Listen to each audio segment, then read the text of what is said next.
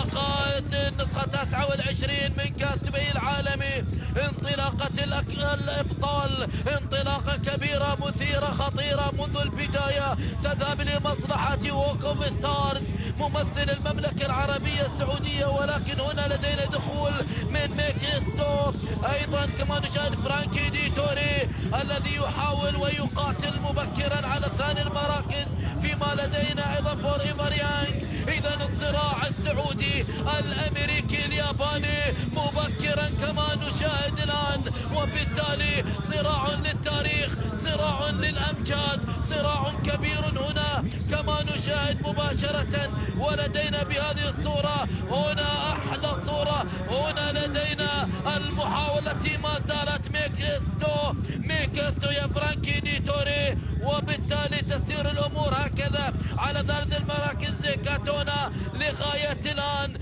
وبالتالي ما زالت المحاولة من خلف فوريفر يانج، فوريفر تحت الضغط كما نشاهد.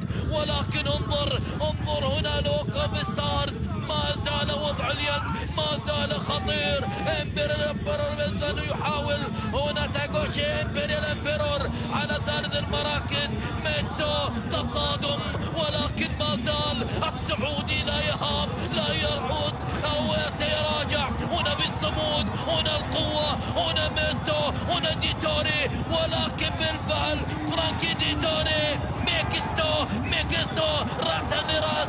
ووك اوف ستارز هنا القتال.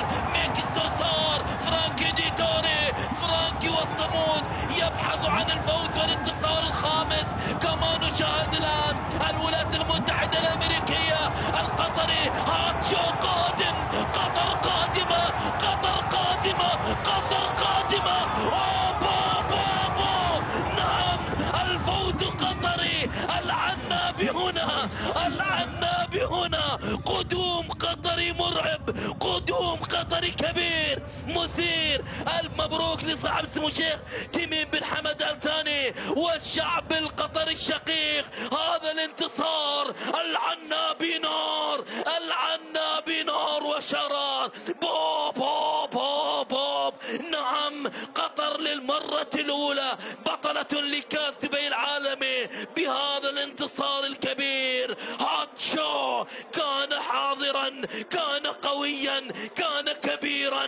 هنا العنابي، هنا القطري يحضر بقوة، يكتب التاريخ، يسطر الأمجاد. هذه قطر، وما أدراك ما قطر، خلفهم الجميع في خطر.